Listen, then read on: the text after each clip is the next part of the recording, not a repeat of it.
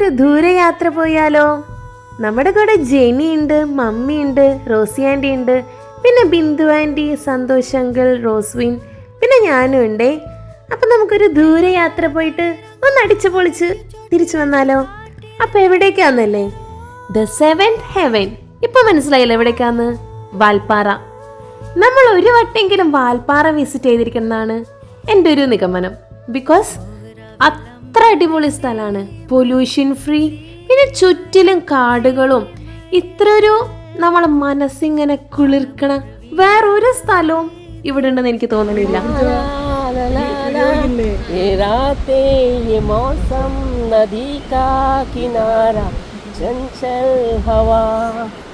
Rossi ആന്റിയുടെ പാട്ട് അടിപൊളിയായിട്ടുണ്ടല്ലേ? Rossi aunty full enjoy ചെയ്യായിരുന്നു. റോസി ആന്റി മാത്രല്ല ഞങ്ങളും. പിന്നെ നമ്മൾ പോണ വഴിക്ക് നല്ല നല്ല സ്ഥലങ്ങളിലൊക്കെ വണ്ടി നിർത്തി കണ്ടായിരുന്നേ. ഈ സൈഡിലുള്ള കുറെ മുളങ്കാടുകളില്ലേ, ഈ ഒരു ഏരിയയിലാണ് നമ്മളുടെ ആനകളൊക്കെ വന്നിരിക്കാറ്. ഞങ്ങൾ പോയപ്പോൾ ആന, പോത്ത്, പിന്നെ വേഴാമ്പല്, മാൻ, ഇതിനൊന്നും ഞങ്ങൾ കണ്ടില്ല. ഞങ്ങൾ ആകെ കൂടെ കണ്ടത് കുറെ ആനപ്പിണ്ടങ്ങളും പിന്നെ കുരങ്ങന്മാരെയും കണ്ടു. അതെന്നെ കാണാൻ കിട്ടിയത് ഭാഗ്യമെന്ന് തോന്നുന്നു. പക്ഷെ എനിക്ക് ആനേനെ കാണണമെന്ന് നല്ല ആഗ്രഹം ഉണ്ടായിരുന്നു, പക്ഷെ കണ്ടില്ല. ബെറ്റർ ലക്ക് നെക്സ്റ്റ് ടൈം അല്ലേ? ഞാൻ എൻ്റെ കോഴ്സിൻ്റെ ഭാഗമായിട്ട് ഈ ഒരു മലക്കപ്പാറയിൽ 5 ദിവസം വന്ന് താമസിച്ചിട്ടുണ്ടായിരുന്നേ. അന്നത്തെ കുറേ ഓർമ്മകൾ ഇതുവഴി വന്നപ്പോൾ വീണ്ടും തിരിച്ചു കിട്ടി. ഈ ഒരു പള്ളി ഞങ്ങൾ വരാറുള്ള പള്ളിയായിരുന്നു. പിന്നെ ഈ വീടുകളൊക്കെ അതിനടുത്തുള്ളതാ. ഈ സമയത്ത് എന്തോ പെരുന്നാളായിരുന്നു തോന്നുന്നു. നിറയെ മാലബൾബൊക്കെ ഇട്ടിട്ടുണ്ട്.